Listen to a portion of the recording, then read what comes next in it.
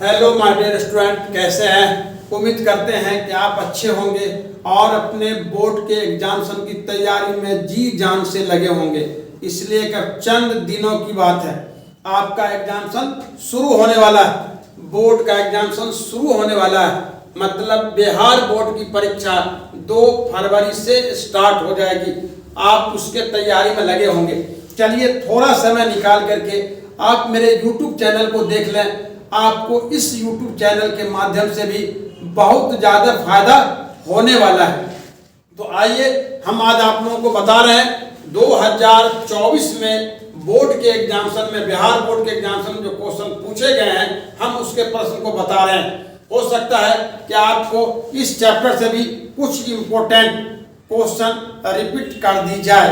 तो आइए बिना देरी के, पहला क्वेश्चन है मोएट क्या है। मोएट तो आप जान लीजिए, मोएट का जो फुल फॉर्म होता है multi ovulation embryo transfer technique होता है। ये एक तकनीक है, ये एक विधि है और इस विधि के द्वारा हम किसी भी प्राणियों से, एनिमल से ओवुलेशन की क्रिया में हार्मोन का उपयोग करके हम अधिक से अधिक ओवम उत्पन्न करते हैं।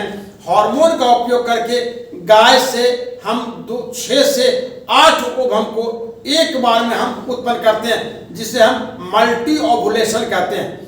एक बार में 2 से अधिक ओवम उत्पन्न होने की क्रिया को हम मल्टी ओवुलेशन कहते हैं। और फिर इस ओवुलेशन के बाद उससे जो एम्ब्रियो बनता है, एम्ब्रियो को हम स्थानांतरित करते हैं उसी जाति के दूसरे फीमेल में, तो हम इसको एम्ब्रियो ट्रांसफर टेक्निक कहते हैं। दूसरी बात, अब आइए ये रिस्ट्रक्शन इंडोन्यूक्लियस कैसे काम करता है। देखिए, रिस्ट्रक्शन इंडोन्यूक्लियस एक प्रकार के एंजाइम होते हैं। इसकी प्राप्ति बैक्टीरिया से होती है। यह विशेष एंजाइम डीएनए अणु को भीतर में काटते हैं, विशेष स्थान पर काटते हैं। इसलिए रिस्ट्रक्शन एंजाइम को हम डीएनए अणु की कैंची भी कहते हैं, मॉलिक्यूलर सीजर ऑफ डीएनए। मतलब रिस्ट्रक्शन इंडोन्यूक्लियस डीएनए अणु को काटने वाली कैंची है, मतलब वो कैंची के समान काम करते हैं। इस एंजाइम का बायोटेक्नोलॉजी में अत्यधिक महत्व है।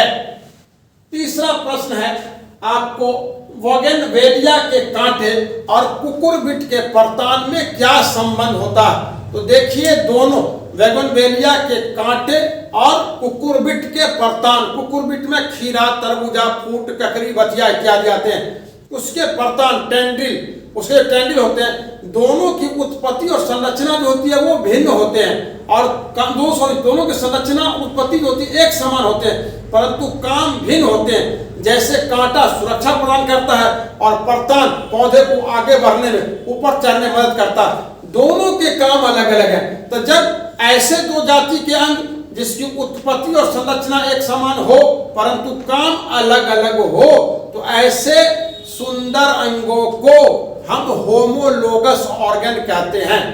ऐसे जो अंग है उसको क्या बोलेंगे, होमोलोगस ऑर्गन कहते हैं। और ये होमोलोगस ऑर्गन विकास का प्रतीक होता है। चलिए अब देखिए, चौथा सवाल है कि प्लाज्मोडियम के विभिन्न जाति के नाम लिखिए। तो अब कह रहा है कि दुर्लभ प्रजाति या जो मैलिग्नेंट मलेरियल फीवर है उसके लिए कौन उत्तरदायी है।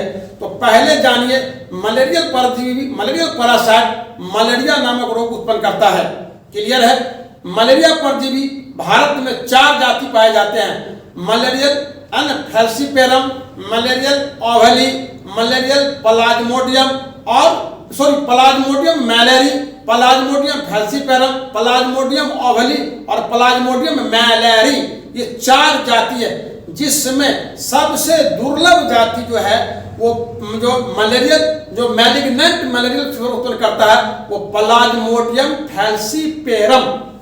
याद रहे, प्लाज्मोडियम फैल्सीपेरम नामक मलेरियल पैरासाइट से मैलिग्नेंट मलेरिया फीवर उत्पन्न होता है। मेरे बच्चों, ये मलेरिया बुखार बहुत घातक होता है। चलिए अगला प्रश्न है आपको, कोशिका मध्यवर्ती प्रतिरक्षा क्या। सेल मेडिकेटेड इम्यूनिटी, ये एक प्रकार के इम्यूनिटी होते हैं जो सेल के भीतर ब्लड के भीतर ये हानिकारक पैथोजेन को पहचान करके उसको नष्ट करता है। तो हम ये कह सकते हैं कि सेल मेडिकेटेड इम्यूनिटी एक प्रकार के इम्यूनिटी होते हैं, प्रतिरक्षी होते हैं। ये हमारे शरीर को पैथोजेन से सुरक्षा प्रदान करते हैं या रोगों से सुरक्षा प्रदान करने में सहायक होते हैं। अब आइए मेरे बच्चों, हम देखते हैं साइक्लोस्पोरिन ए। ये साइक्लोस्पोरिन ए एक प्रकार के एंटीबायोटिक होते हैं। ट्राइकोडर्मा पोलीएस्पोरम, ध्यान से सुनिएगा, ट्राइकोडर्मा पोलीएस्पोरम नामक कवक से इस एंटीबायोटिक की प्राप्ति होती है। और ये इस जो एंटीबायोटिक है इसका उपयोग ऑर्गन ट्रांसप्लांट में किया जाता है। हम लोग जब किसी व्यक्ति का जो ऑर्गन का ट्रांसप्लांट करते हैं तो उस रोगी के उपचार में साइक्लोस्पोरिन ए का उपयोग किया जाता है। दो बात याद रखना है कि ये ट्राइकोडर्मा पोलीएस्पोरम नामक कवक से इसकी प्राप्ति होती है और इसका उपयोग ऑर्गन ट्रांसप्लांट में, यानी जिस रोगी का अंग प्रतिरोपण किया जाता है जिस रोगी में, उसके उपचार में इसका उपयोग किया जाता है। अब आइए, प्राइमरी और सेकेंडरी प्रोडक्टिविटी क्या है?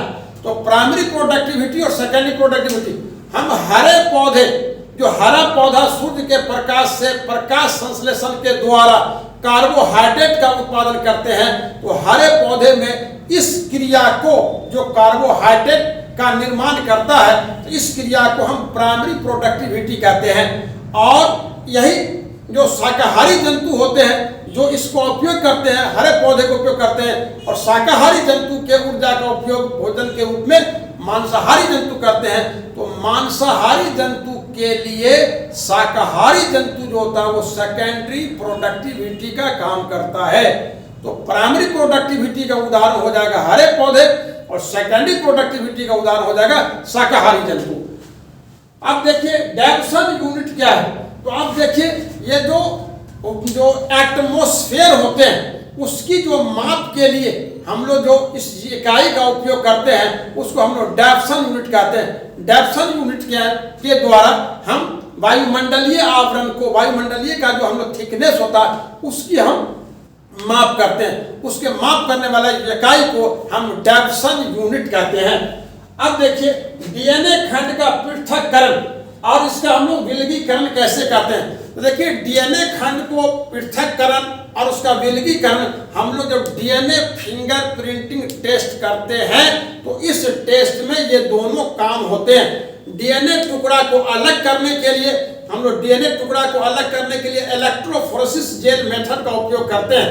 और इलेक्ट्रोफोरेसिस जेल मेथड का उपयोग के द्वारा हम इसको क्या करेंगे, डीएनए खंड को हम अलग करते हैं। और अलग करने का फिर साउथर्न ब्लॉटिंग टेक्निक में हम इसको क्या करेंगे, इसको विलगित करके हम उसका अध्ययन करते हैं। अब देखिए एलिसा टेस्ट क्या है? तो एलिसा टेस्ट होता है एंजाइम लिंकेज इम्यूनो सॉल्वेंट एसे, है ना।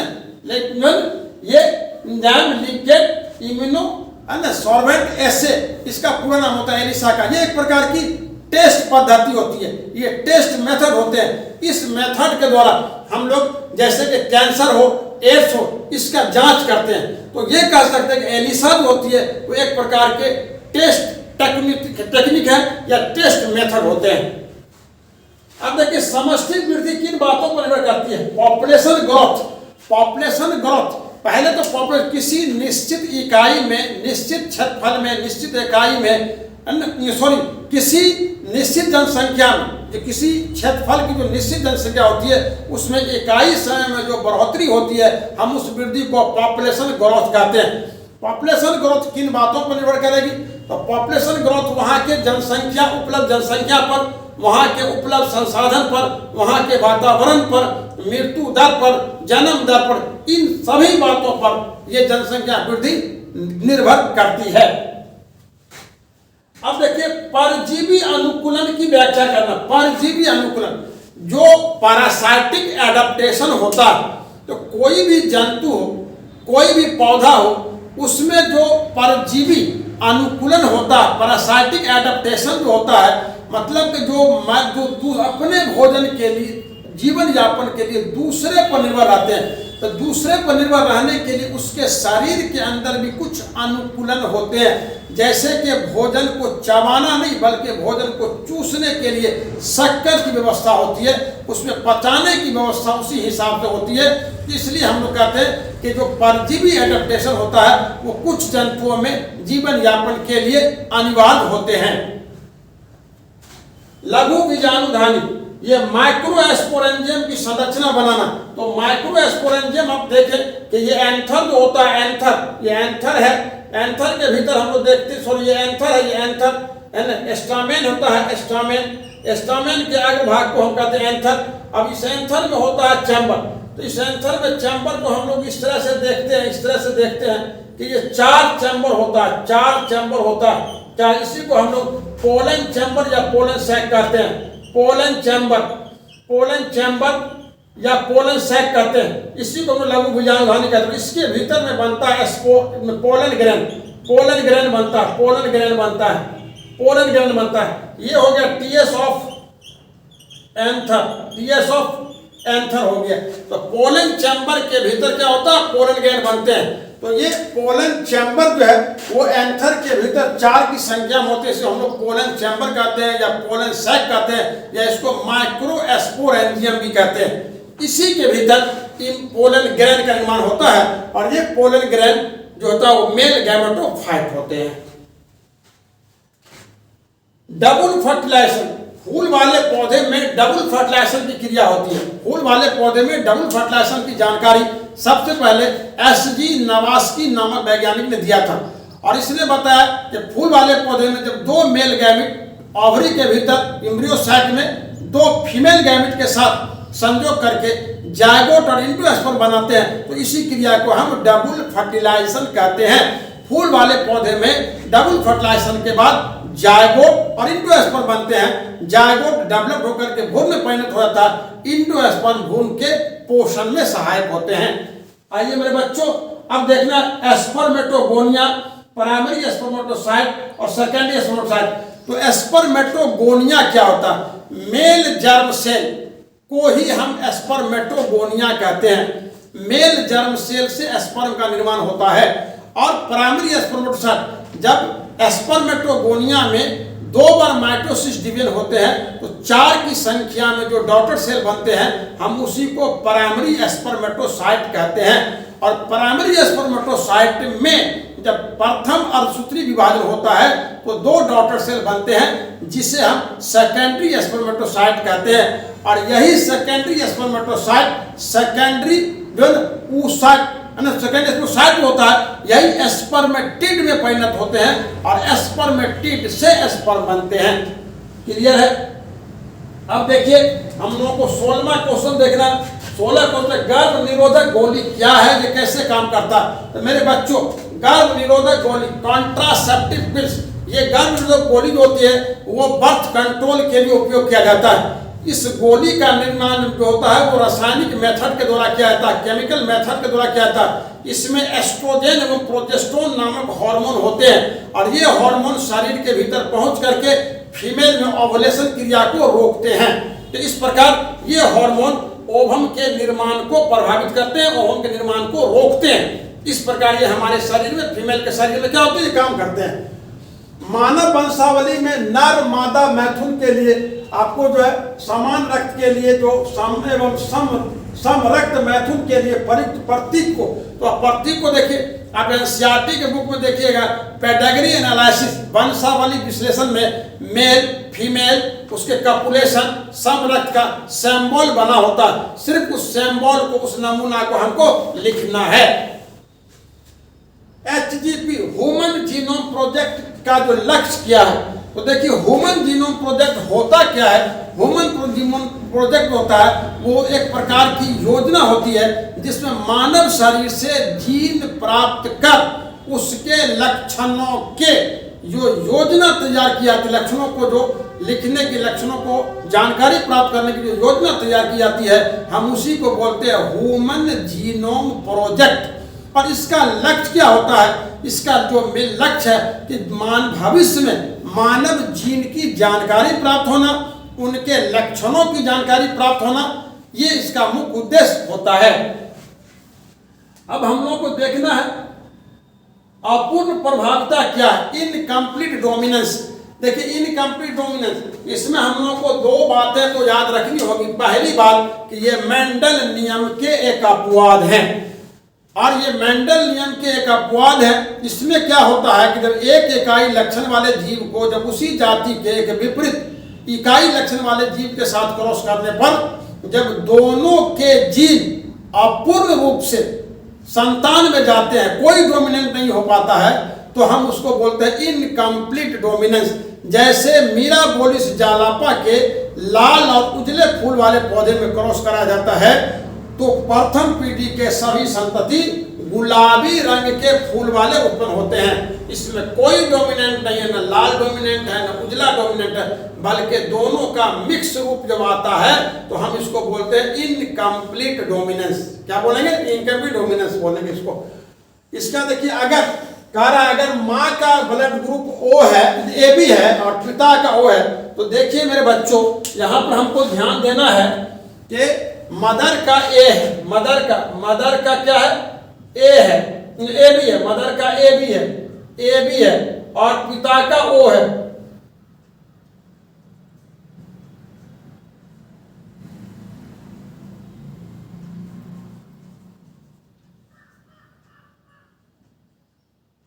मदर का ए बी है और इसका ओ। तो अब इसके संतान में क्या होगा? ए वाला भी होगा, बी वाला भी होगा, ए बी वाला भी होगा, और ओ वाला भी संतान होगा।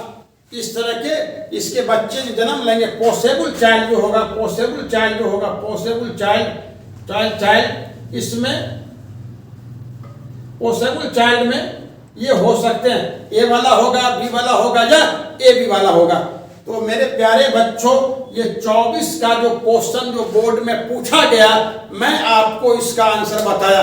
अब अगर मेरे प्यारे प्यारे बच्चे और बच्चियों, अगर आपको इसमें कोई डाउट हो तो आप कमेंट कर सकते हैं, पूछ सकते हैं, और यदि आपको ये अच्छा लगता हो तो आप इस वीडियो को अपने और साथियों में भी शेयर करें। और आपको जानकारी के लिए बता देते हैं कि मेरा यानी कि अहमद सर का 12वीं का जो न्यू बैच है, वो सहरसा के सराही नमक गोदाम रोड में सुबह 6 से 7, 7 से 8 और दोपहर में 3 से 4 चल रहा है। और सहरसा के जो इस्लामिया चौक है, इस्लामिया चौक पर 8 से 9, 9 से 10 और 10 से 11 ये बैच चल रहा है। जिस मेरे प्यारे बच्चे को नए 12वीं में क्लास ज्वाइन करना हो ऑफलाइन, तो इस कोचिंग में आप ऑफिस में संपर्क कर सकते हैं। संपर्क नंबर जो है वो 94 दिया हुआ है, इसके अंतर्गत संपर्क नंबर जो है वो दिया हुआ है आप लोगों को, जैसे 9493162639, इस नंबर पर आप संपर्क कर सकते हैं। और मेरी शुभकामना है कि आप अपनी तैयारी को और बेहतर बनाएं और रिजल्ट को बेहतर बनाएं। आपके पास अभी भी समय है सब्जेक्ट पर पूरी पकड़ बनाने के लिए। जब आपका सब्जेक्ट पर मेरे बच्चों पूरी पकड़ बन जाएगा तो कोई भी प्रश्न आपसे छूटेगा नहीं, और जब आप सही प्रश्न का उत्तर दे देंगे तो आपको अच्छा नंबर आने से कोई नहीं रोक सकता है।